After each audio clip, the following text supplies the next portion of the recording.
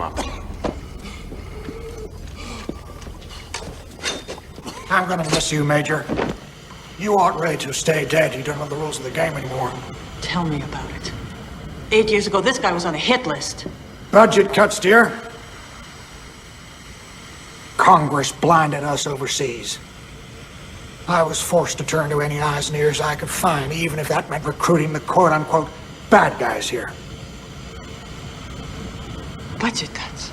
Is that what this is about? Operation Honeymoon. Fuck me. You're running a fundraiser. Fundraiser? 1993. World Trade Center bombing, remember? During the trial, one of the bombers claimed the CIA had advanced knowledge. The diplomat who issued the terrorist visa was CIA. It's not unthinkable they paved the way for the bombing purely to justify a budget increase. You're telling me that you're gonna fake some terrorist thing just to get some money out of Congress? Well, unfortunately, Mr. Hennessy, I have no idea how to fake killing 4,000 people. So we're just gonna have to do it for real. Oh, blame it on the Muslims, naturally. Then I get my funding. Good night, old girl. Timothy, I'll be in Chopper 1.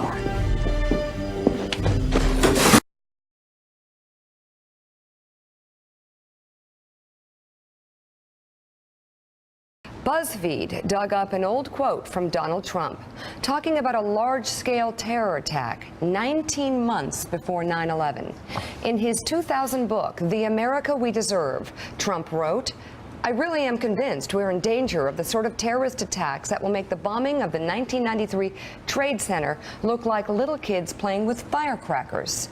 Trump also mentioned the mastermind of the attack, writing, quote, "One day, we're told that a shadowy figure with no fixed address named Osama bin Laden is public enemy number one, and U.S. jet fighters lay waste to his camp in Afghanistan. He escapes back under some rock, and a few news cycles later, it's on to a new enemy and a new crisis." Trump. Wait. Yeah. Okay, hold on a second. Is this really Trump before 9/11?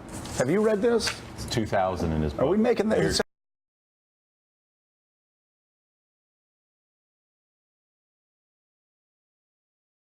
There's a great deal of question about whether or not the damage and the ultimate destruction of the buildings was caused by the airplanes, by architectural defect, or possibly by bombs or aftershocks. Do you have any thoughts on that? Well, it was an architectural defect. You know, the World Trade Center was always known as a very, very strong building. Don't forget, that took a big bomb in the basement. Now, the basement is the most vulnerable place because that's your foundation.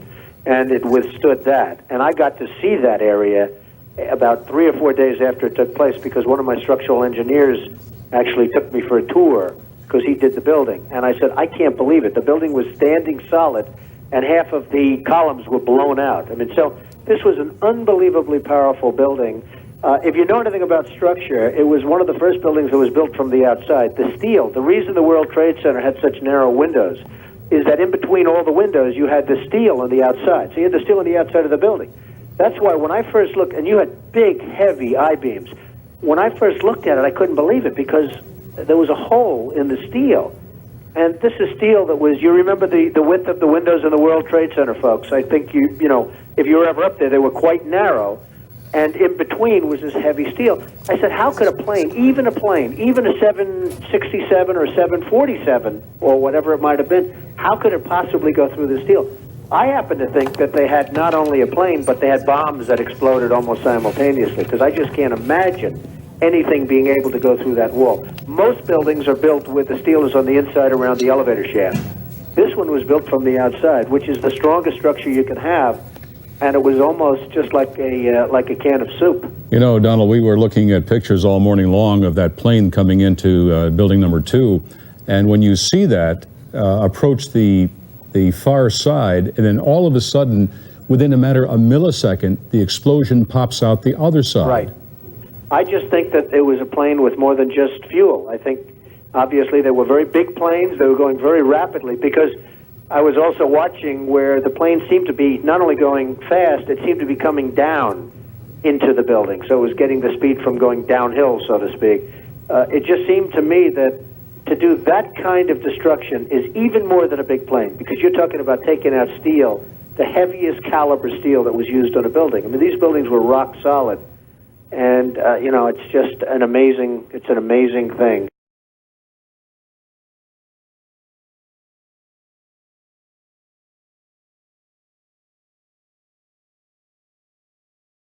Now, just a few moments ago, Donald Trump passed through here, so we had a minute to talk with him. Let's roll that tape. You can see what he had to say.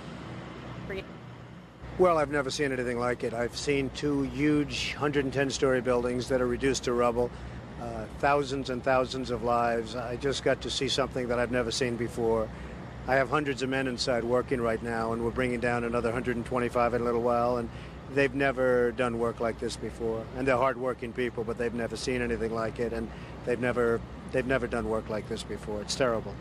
Tell me what it's like at Ground Zero. Tell me about the workers that you saw and what they're doing there. Well, not only is it devastation, but it's very dangerous, because every few minutes a whistle would go off and everybody would just run, because you have all the buildings around it, which are in such a weakened state that people just don't know. And so they just have to take off. And then they come back, and they're working under 50-story buildings that you don't know if they're going to fall down. So it's a terrible thing for the workers, and it's a terrible thing for the world, really. How have you spoken to any of your men? Do you know how they're reacting to this? Because emotionally, this must be so incredibly difficult. Well, there are a lot of them, but they've never seen bodies like this. I mean, the bodies all over.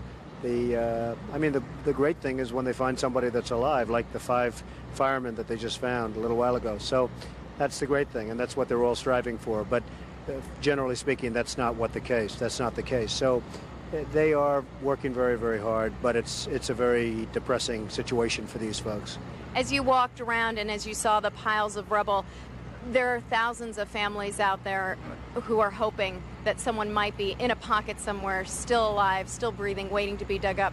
As you assessed that damage, from your perspective, do you believe that's possible? Well, I would certainly not want to be the one to say it's not possible. Certainly it's a tough situation, but you can't give up hope, because there's always hope. I mean, the 5 men, I'm sure their families thought that they probably were gone, and now they walk in the door. A couple of them walked away after they were dug out. So there probably are some more people in there, and therefore you can't give up hope.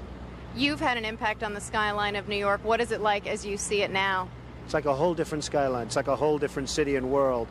I cannot believe the sight of Lower Manhattan without the World Trade Center, and therefore we have to rebuild, not necessarily in that form, but we have to rebuild at least as good and maybe better.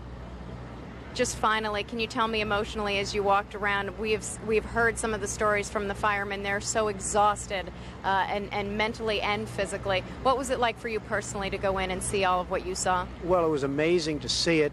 It was a very depressing scene, but I'll tell you what, you really can take heart. These firemen and policemen and the construction workers equally, the courage they have is unbelievable. I mean, they're working, digging out and lifting up steel, and above them you have 55-story buildings that are very possibly going to be pouring down on them any minute, and they're working like nothing's wrong. I mean, they're amazing.